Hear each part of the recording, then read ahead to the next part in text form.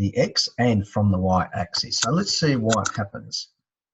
Now, when we are doing a dilation from the x-axis, okay, from the x-axis, so it's being dragged away from the x-axis here. Okay, so if we look at it, what's happening, it goes on the y. You can see the y is doubled here. If we're shrinking it, so something smaller than 1, then like this one here, it goes from the normal y to half the y. The x remains the same. The x has not changed. So a dilation from the x-axis does this to the y-axis, right? That's what's happening. So it's either pulls it or pushes it, pulls or push, depending. So if the number is really above 1, bigger than 1, it stretches and stretches and stretches. And if the number is smaller than 1, so a fraction, it condenses it, because 1 is our normal 1. So when we do our dilations, where do we put it on? We put it on the opposite. So the dilation from the x-axis, this is, we have our x and y.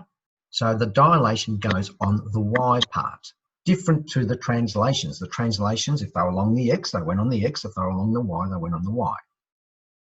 And if we've got a dilation from the y-axis, we must put it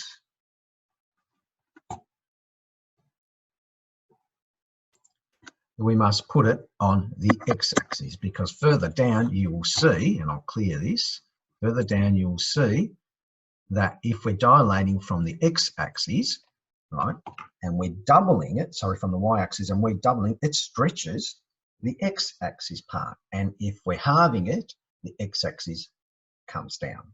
So that's what we're going to be doing these today. Now, we're not going to do it like I just showed you there. We're going to do it using theory way. So example 1 says, determine the rule of the image when the graph of y equals 1 on x squared is dilated by a factor of 4, and this part here is from the x-axis. So because it's telling us it's dilated from the x-axis, so from the x, it belongs on the y part. So my xy is written as x and 4y, because y is going to be that dilated, that y-axis is going to be dilated by 4. Any questions there?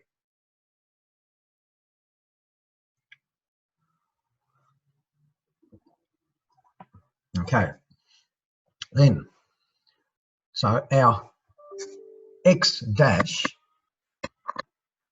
our image is still x, there it is. Our image for the y is 4y.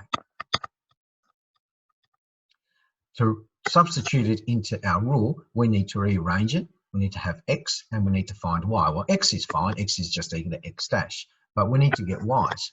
Y is y dash divided by 4. So I've rearranged them to get the two that I'm after. So now I've got this and I've got this, which is that line there. Now I'm going to substitute into the rule. So y equals 1 on x squared is really y dash divided by 4, that's its image, equal to 1 divided by x dash squared. Now I'm going to remove all these dashes, because once I find my image I can write the rule. So I now need, of course, to get it in terms of y, just like this one here, have y equals, I've got y dash divided by 4. So I've got to get rid of this divided by 4, so it becomes times by 4 on this side. And that's how I get my y equals 4x squared. Any questions there?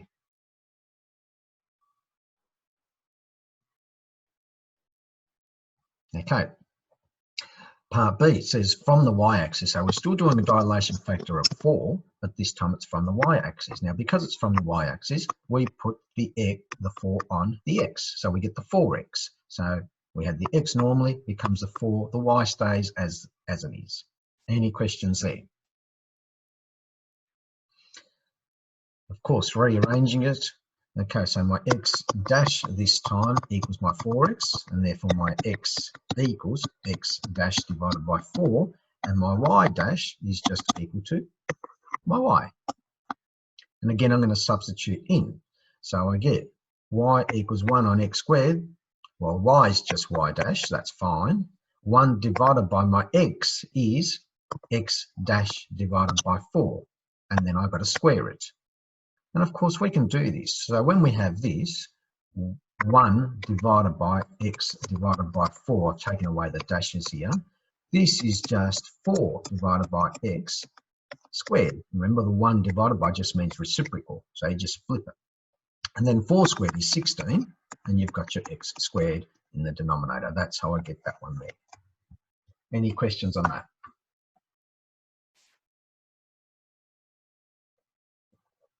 Okay, let me clear this.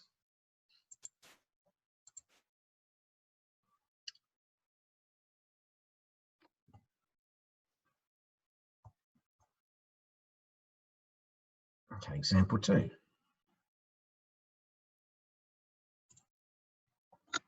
Example 2 says determine, sorry, I'm going to move it a bit more higher if I can. Okay, at least I can get part A in there. Example 2 says determine the factor of dilation when the graph of y equals 3, a square root of 3, x is obtained by dilating the graph of the square root of x. So we've got this, and we're going to go to that graph. So it says we're dilating this graph, y equals the square root of x, and we're getting to this graph here. Okay, and part A says from the y-axis. Now remember, from the y-axis, it changes the x values, right? Because we're doing a dilation here. Every dilation goes on the opposite axis. So if they're saying from the y-axis, then we're changing the x values. Any questions there? And if we compare the two graphs, like I'm going to write this one underneath here, y equals the square root of x. So really, my x is equal to my 3x dash, because this is what we're ending up with this for. We're starting with this, we're dilating it, and we're ending with this one here. So my x, which is underneath the square root, is just equal to my 3x dash, because that's the image. And my y, which is outside here, just equals my y there. So that's how I get this line. Any questions there?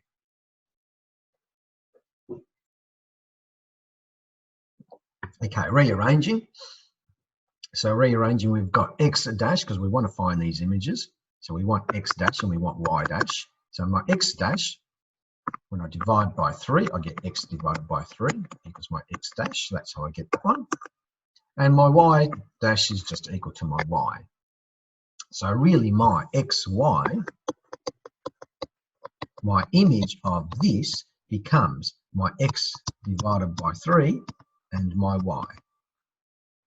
So I know that I have dilated the original graph by 1/3 from the y-axis. Okay, I can see it clearly there. It's 1/3. X divided by 3 is 1 divided by 1/3 from the y-axis. Any questions there? Okay, I'll clear this one.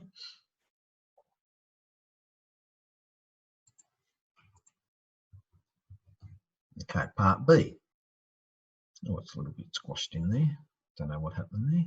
Part B, this time we're doing it from the x-axis. Now remember, if we're doing it from the x-axis, it dilates the y values. So there it is there. Okay. So we need to transform our graph, because our original graph is, I forgot it, well, there it is. Y equals the square root of 3x. Okay, so I'm rearranging this, okay, because then we've got it as y equals the square root of x is the original one. So the square root of 3, I've split this up, y equals the square root of 3 times the square root of x, and I'm dividing by the square root of 3. Okay, so that's how I get that line, and that's the image, because that's what we want. Rearranged it in the other form. So now we equate, so my x, don't worry about the square root sign, because both the square root of x and the original, the square root of x, I should put the dashes here, the square root of x dash and the square root of x are underneath the square root sign, so they're going to cancel out, so you don't worry about that. That's the whole point of this. Okay, so my x dash equals my x, there they are there, and my y equals my y dash divided by 3, which we can rearrange. Okay, so y equals y dash divided by 3. So finding the image, finding the x dash and the y dash, well, that's fine. That's just normal. Rearranging this one, we get y dash equals the square root of 3y. So now we've got what our image is. Now I can write it like this, just so you can see my x and y is being transformed to my x and my square root of 3y. So I have a dilation factor of the square root of 3, and that belongs to the x-axis. Any questions there?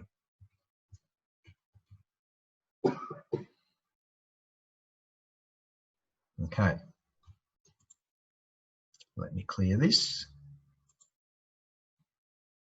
and do example 3. I can't get example 4. All right, example 3.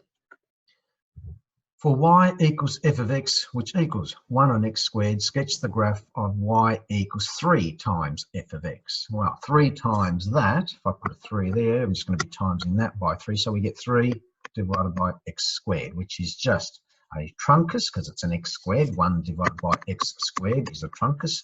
If we've got a 3 in the top, doesn't really matter. It's just a dilation factor. So that doesn't matter. We still get a truncus. Still have asymptotes, which you can't see here, at y equal to 0, and asymptotes at x equals to 0. Make sure you write them in.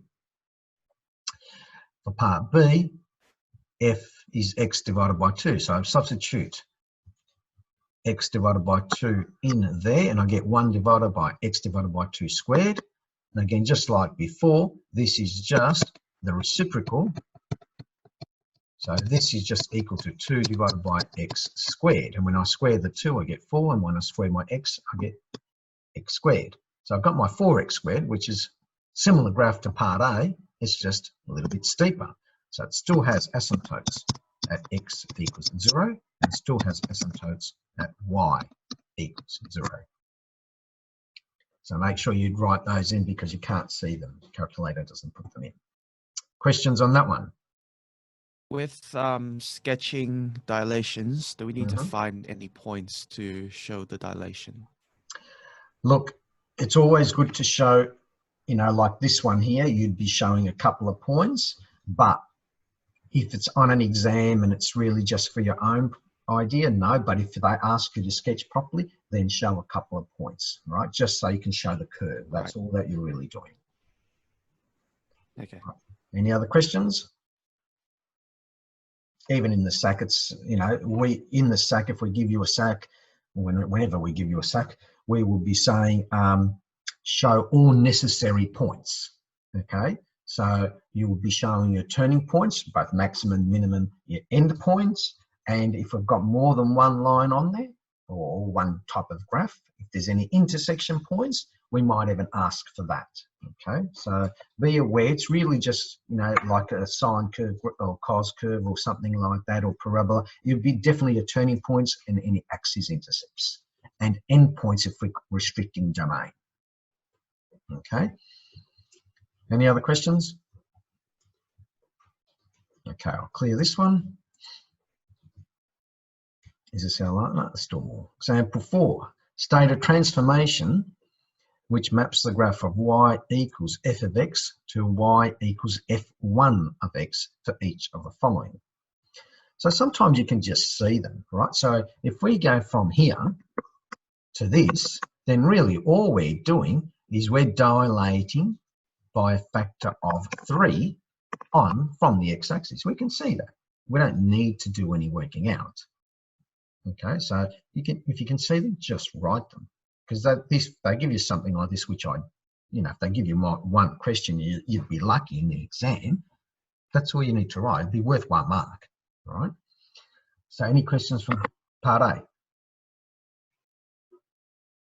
Okay, part B. This time we've got it. I'm pretty sure we've done this same example up the top.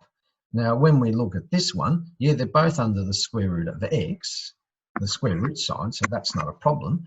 But when it's on the x, remember, we're doing it from the y, and it's always going to be 1 divided by that number. So that's how we get the third. Okay, now it's easy for me to say because I'm used to them, but if you have to, you've got to do all that working out on it. But if you can see it, some of you might be able to see it, and this one's an easy one to see. We've got it under the square root. We did it before. right, under the square root. That 3 is just going to go on the other side to get it the same. So we can see we've got a third from the y-axis. And if even sometimes you know a graph helps. So the square root of x looks like this. Okay, if you put x equal to 1, you get f1 of 1 will equal the square root of 3 times 1, which means it's the square root of 3. So it's not 1 anymore. It's down here, the square root of 3. Okay, so yes. So you can see that you're shrinking there. Any questions there? All right, let's continue. So sometimes just putting in some points helps. Example 5. Write down the equation. Write down the equation of the rule for y equals x to the power of 2/3 when the graph of each of the functions is transformed by, get rid of that, a dilation of factor 4 from, let me close that down, dilation of factor 4 from the x-axis. So dilation of factor 4 from the x-axis. Okay. Well, that's pretty easy. Factor 4 from the x-axis, so the y is going to be bigger. The y is going to be bigger because there's our x-axis. That's a 1 there. We want to factor 4 from the x-axis. The y is going to be bigger, so we put the 4 there. So we get y equals 4x to the power of 2/3. Any questions on that one? Okay, dilation of factor 2/3 from the x-axis. Okay, from the x-axis again, it's going to be the same. It's going to be 2/3 in front. And of course, when we put 1 in there, that's going to be 2/3 from the original. Any questions on that one?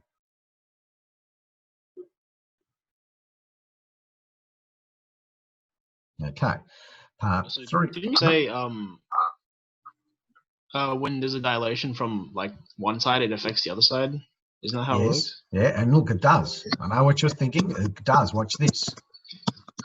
If I've got the original equation, y equals x to the 2/3, and I put x equals to 1 here, I get y equals 1 to the 2/3, which is just 1, correct? Now, if I've got a dilation from the x-axis, right, that means we're talking about the dilation away from it.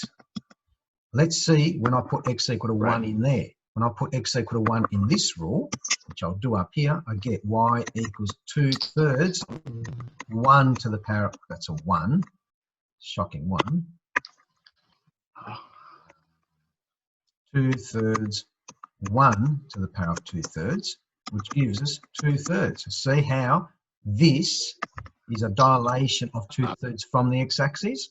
I went from y equal to 1 to y equal to 2/3. Okay, makes sense? Right. Okay.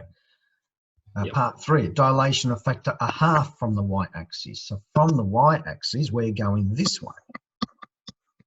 Okay, from the y-axis. So it's going to affect the x. So see how this was on the outside of the x. So we worked out our x part first. Now, because that's from the x-axis, when it's from the y-axis, we put it inside. Okay, we put it inside. But really, we've got the half like this. The half of y equal to the x to the 2/3. We bring the 2 across and we get y equals the 2. That's how we get the 2 in there. X to the power of 2/3. Because when it belongs from the y, all right, we've got to put it next to the x. So there we go. We get the 2/3. And I'll prove it to you. I'm going to rub some of this out. I'll rub all this out here. See it?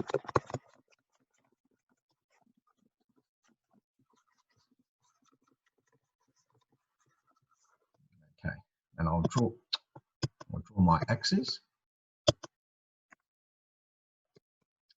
Really? Draw my axis. Oh, I could have actually, I didn't need to do that, but anyway, let me get rid of that. I'll just put in some numbers. That will be easier. Okay, so going back to the first one, y equals x to the 2/3. When x equals 1, we get y equals to 1.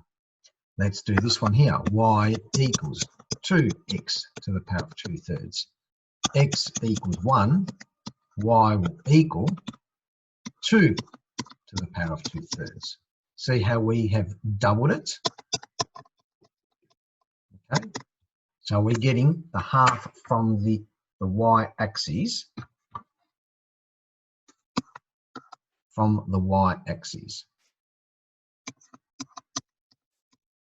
So x, all of a sudden, is doubled. It stretched it out. All right. And the last one, we've probably got too many examples here, is looking at the time 9:38. Dilation of factor 5 from the y-axis. Again, if we've got 5 on the other side, we can bring it in and we get the x divided by 5. So 5y equals x to the power of the 2/3. Y equal 1/5. And of course, it's going to be on the x, so to the 2/3. We can do it like that. Any questions there? Now, you probably have a few, you need some time to work these out, get them in your head, try and visualize them, try and draw the graphs to do them. So I've already given you questions for this, haven't I? I've given you a checklist? Yeah, I think so. Yep. All right. So make sure, all right, I'm going to stop the meeting here, or the class here. Anything that you can't do, email it to me and I'll work out solutions for you. And then after the exercise, the next one, I'll go through some of the questions like I did last time, like I keep doing. All right, so if you haven't got any major issues, I'll call it a day for you and